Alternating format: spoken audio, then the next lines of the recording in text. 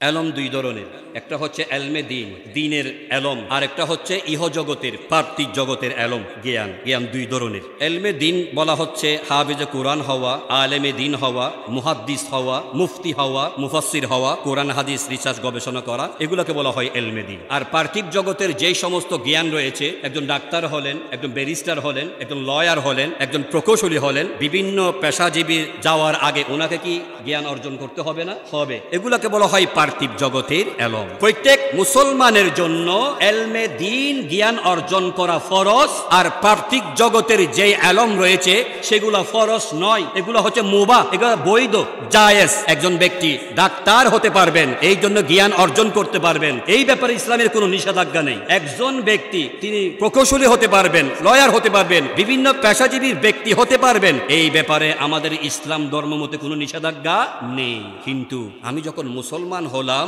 অন্তত পক্ষে মুখস্থ করতে না পারলেও কোরআনে কারীমটা দেখে দেখে বিশুদ্ধভাবে পড়তে পারাটা আমার জন্য ফরজ। আর এই ফরজটা যারা প্রতিনিয়ত লঙ্ঘন করেন, প্রতি মুহূর্তে তারা কবিরা গুনাহগার হচ্ছে। আফসোসের বিষয় হচ্ছে, যখন কোনো একটা হিন্দি গান পাবলিশ হবে, 2-3 বার শোনার পরে পুরো গানটাই আমাদের মুখস্থ হয়ে যায়। 1 মাস 2 মাস ওই গানটা আমরা হুবহু শিল্পী যেরকম উচ্চারণ করে গাওয়া হলো, আমরা সেগুলো গাইতেছি, কয়েক মাস গাচ্ছি। অথচ এই হিন্দি গান মনস্থ করে পুঙ্খানুপুঙ্খ বিশুদ্ধভাবে আয়ত্ত করে গাওয়াটা আমার জন্য ফরজ ছিল না। আমার জন্য ফরজ ছিল কোরআনে কারীমটা সূরা ফাতিহা থেকে সূরা নাস পর্যন্ত মুখস্থ না হলো, হাফেজ সাহেব না হলো, দেখে দেখে পড়তে পারাটা, এটা আমার জন্য ফরজ ছিল। এই বিষয়টা আমরা কয়জনে বুঝি? আমি আপনাদেরকে অনুরোধ করব, আপনার পরিবারে যদি 2টো সন্তান থাকে, ন্যূনতম একটা সন্তানকে আপনি হাফেজে কোরআন বানাবেন, আলেমে দিন বানাবেন। আপনার যখন সাকারাত শুরু হবে, আপনার ওই হাফেজে কোরআন বাচ্চাটা আপনার ডান পাশে বসে সূরা ইয়াসিন তেলাওয়াত করবে বিশুদ্ধভাবে, আর বিশুদ্ধভাবে সূরা ইয়াসিন তেলাওয়াতের কারণে আপনার সাকারাতটা খুবই আসান হয়ে যাবে।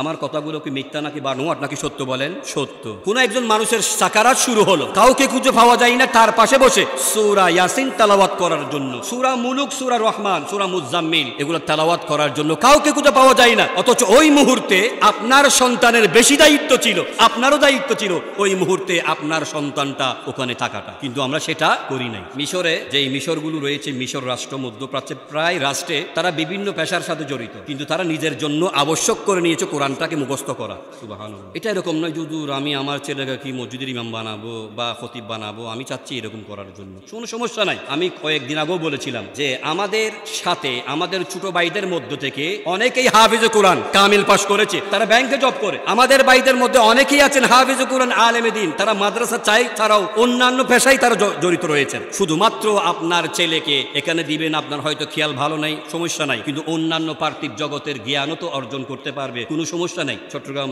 মেডিকেল কলেজের একটা ডিপার্টমেন্টের যিনি হেড, ওনার নাম বলছি না, ওনার সুরত হচ্ছেই পাঞ্জাবি পায়জামা টুপি। সুবহানাল্লাহ। পাঞ্জাবি পায়জামা টুপি। মাগরিবের নামাজ সঠিক সময়ে তিনি আদায় করেন, এশারের সালাত সঠিক সময়ে তিনি আদায় করেন। তিনি একজন খুবই গুরুত্বপূর্ণ সিনিয়র একজন ডাক্তার, চিকিৎসক। তার মানে ওনার ভিতরে এলমে দ্বীনের চর্চা যখন প্রবেশ করেছে, তখন তিনি ইসলামের প্রতি আলাদাভাবে মনোযোগ হয়েছেন, মনোনিবেশ হয়েছেন। সুবহানাল্লাহ। তো আপনার বাচ্চাকে যদি সকালবেলা মক্তবে পাঠান, 5 ওয়াক্ত নামাজ পড়ার জন্য মসজিদে পাঠান, আলেম উলামার সাথে সংমিশ্রণ থাকার জন্য যদি আপনি বলেন, তাহলে এই বাচ্চা আপনার জন্য একটা নাজাতের উসিলা হয়ে যাবে। সুবহানাল্লাহ। নবীজি বলছেন, মুসলিম শরীফের হাদিস, ইজা মাতাল ইনসানু, যখন কোনো মানুষ মারা যায়, ইন কাতা আনহু আমালুহু, তার সকল আমল সেখানেই স্তব্ধ হয়ে যায়, বন্ধ হয়ে যায়। আমি কি বললাম? যখন মানুষ মারা যায় কি হয়ে যায়? আমল বন্ধ হয়ে যায়, আমল করার কোনো সুযোগ নাই। আমি নামাজ পড়তে চাইলেও কি পারা যাবে? কারণ আমার বডিতে এখন রূহ নাই, প্রাণ নাই। আমি রোজা রাখতে চাইলে পারবো, দান সদকা করতে চাইলে পারবো। তার মানে একজন মানুষ মৃত্যুর সাথে সাথে তার সকল আমল সেখানেই বন্ধ হয়ে যায়, আমল করার তার কোনো ক্যাপাসিটি, শক্তি থাকে না। ইল্লা মিন সালাসা, নবীজি বলছেন, হ্যাঁ 3টা আমল রয়েছে যেগুলা মৃত্যুর পরেও ওই ব্যক্তিটা আমল করতে না পারলেও কোনো না কোনো সিস্টেমে তার কবরের মধ্যে মহান আল্লাহ ওই আমলের সওয়াবগুলো পৌঁছানোর ব্যবস্থা করে দেবেন। এটা চারটিখানি কথা নয়, আমি আমল করতে পারবো না, ঠিক আছে, কিন্তু অটোমেটিক ভাবে এমন কিছু পন্থা আছে, পথ আছে যে আপনার কবরে অটোমেটিক ভাবে আল্লাহর পক্ষ থেকে সওয়াব পৌঁছতেই থাকবে। এটার কারণে আপনার কবরের আযাব হালকা হয়ে যাবে। শেষ পর্যায়ে হয়তো মহান আল্লাহ কবরের আযাব থেকে আপনাকে পরিপূর্ণভাবে মওকুফ করে দেবেন। একজন হচ্ছেন ইল্লা মিন সাদাকাতিন জারিয়া, যারা সদকায়ে জারিয়া করেন, মসজিদে, মাদ্রাসায়, এতিমখানায়, জনকল্যাণমূলক কাজে মানুষের ভালো হয়, মানুষের উপকৃত হয়। এই ধরনের কাজে যারা সৎকা করবে, উনি মরে যাওয়ার পরও যতদিন দুনিয়া থাকবে, হয়তো টিউবওয়েলটা থাকবে, মানুষ পানি খাচ্ছে, সওয়াবটা অটোমেটিকভাবে ওনার কবরে পৌঁছতে থাকবে। উনি মারা গেলেন, জনগণের জন্য একটা রাস্তা তিনি তৈরি করে দিলেন, মসজিদে আসার জন্য পথটা সুগম করে দিলেন। উনি মারা গেলেন, হয়তো ওই রাস্তাটা 100 বছর 200 বছর দুনিয়াতে স্থায়িত্ব লাভ করলো, 200 বছর পর্যন্ত ওনার কবরে ছোঁয়া পৌঁছতে থাকতো। সুবহানাল্লাহ। এগুলো হচ্ছে জনকল্যাণমূলক। আর দ্বিতীয় হচ্ছেন আও ইলমিন ইউনতাফাউ বিহি, ওই উপকারী ইলম, যে ইলম আপনি অর্জন করলেন।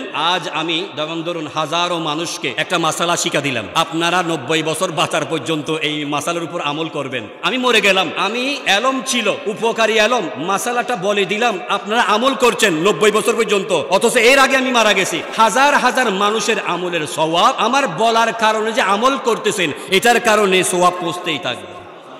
এটাকে বলা হয় ইউনতাফাউ বিহি, উপকারী ইলম। হাফেজে কুরআন, তার সিনা কবরের আযাব তাকে রক্ষা করবে। হাফেজে কুরআনকে কবরের আযাব মুক্ত করবে, তাকে সম্মান করবে। শুধু তাই নয়, হাফেজে কুরআনদের মা এবং বাবাকে মহান আল্লাহ কিয়ামতের মাঠে স্বর্ণের তাজ পরিয়ে সবার সামনে অত্যন্ত সম্মানের সাথে উত্তোলন করবেন। এরপরে হচ্ছে আও ওয়ালাদিন সালিহিন ইয়াদউ লাহু, নেককার সন্তান, যেই সন্তান মদ পান করে না, যেই সন্তান আড্ডাবাজি করে না, যেই সন্তান সিনেমা নাটক এগুলাতে অভ্যস্ত নয়, যেই সন্তান নামাজি, নেককার, সালেহিন, মুরব্বি দেখলে সম্মান করে, ছোট দেখলে স্নেহ করে, সমাজে সোসাইটিতে কোনো বিশৃঙ্খলা করে না, সব সময় ভালো কাজে থাকে, সেই নামাজ পড়ে, কোরআন তেলাওয়াত করে, রোজা রাখে, তাসবিহ পড়ে, এটা হচ্ছে নেককার সন্তান। এই ধরনের নেককার সন্তান যখন আপনি রেখে যাবেন, তার আমলের এক একটি হিস্সা অংশ আপনার কবরে পৌঁছতেই থাকবে। আমাদের মহান আল্লাহর কাছে কি কোনো অভাব আছে? আমি যাওয়ার সময় আমার একটা সন্তানকে রেখে গেলাম, সেই একদিন সূরা ফাতিহা পাঠ করলো, সেই নিজে পাঠ করলো, সেটার সওয়াব সেই নিজে পাবে, আবার আমাকে কেন দেওয়া হচ্ছে? মহান আল্লাহ বলছেন না, এটা দুনিয়াবি হিসাব, কিন্তু আমি আল্লাহর কাছে অনেক কিছু রয়েছে যেটার মাধ্যমে, রহমান রহিমের মাধ্যমে আমি আল্লাহ তোমাদেরকে ক্ষমা করে দেব। ফটোকপি আমরা মেশিন করি না, প্রথম পেজে যেটা থাকবে, যেটা ফটোকপি হয়ে বের হয়ে যাবে, প্রথম পৃষ্ঠা থেকে সেকেন্ড যে পৃষ্ঠায় আসবে কপি হয়ে, এটা কি হুবহু আসবে নাকি বেশ কম আসবে? হুবহু আসবে। এই ধরনের আপনি যদি আমল করেন, ওই আমলের সওয়াবের একটি হিস্সা আপনার কবরে গিয়ে পৌঁছতে থাকবে। রাসূল করিম সাল্লাল্লাহু আলাইহি ওয়াসাল্লাম ইরশাদ করেছেন, যখন কোনো সালেহিন নেককার সন্তান তার মা এবং বাবার জানাজার নামাজ পড়াবে, তার মা বাবা যেমন ধরুন অপরাধী ছিল, গুনাহগার ছিল, বেনামাজি ছিল, কিন্তু ইমানদার, নেককার, সুসন্তান, হাফেজে কোরআন, আলেমে দ্বীন, তার বাবা তার মায়ের আত্মীয় স্বজনের জানাজার নামাজ পড়ানোর কারণে, এটার উসিলায় মহান আল্লাহ গুনাহগার তার মা বাবাকে, আত্মীয় স্বজনকে ক্ষমা করে দেন। এই বিষয়টা কি আমাদের বিশ্বাস হয় বলেন? অবশ্যই আমাদেরকে বিশ্বাস করতে হবে, নতুবা আমাদের ঈমান আকীদাগুলো অনেক দুর্বল হয়ে যাবে। নবীজি বলছেন, মান খারাজা ফি তলাবাল ইলম ফাহুয়া ফি সাবিলিল্লাহ হাত্তা ইয়ারজিউ, কোন একজন সন্তান যখন কোরআনে কারীম মুখস্থ করবার জন্য অথবা আলেম দ্বীন হওয়ার জন্য বাসা থেকে বের হয়েছে, সেই যেন আল্লাহর রাস্তায় বের হলো, তার সকল দায়িত্ব, নিরাপত্তার দায়িত্ব মহান আল্লাহ তাআলার কুদরতের হাতেই রয়েছে। সুবহানাল্লাহ। সম্মানিত মুসল্লিগণ, আমি চেষ্টা করেছি আপনাদেরকে কোরআনে কারীম হাদিসে মুবারাকার আলোকে ইলমে দ্বীন হাসিল করা আমাদের প্রয়োজনীয়তা কতটুকু, আমাদের গুরুত্ব কতটুকু, একজন মুসলমান হিসেবে এই বিষয়গুলো আমাদের আমল করা দরকার আছে না?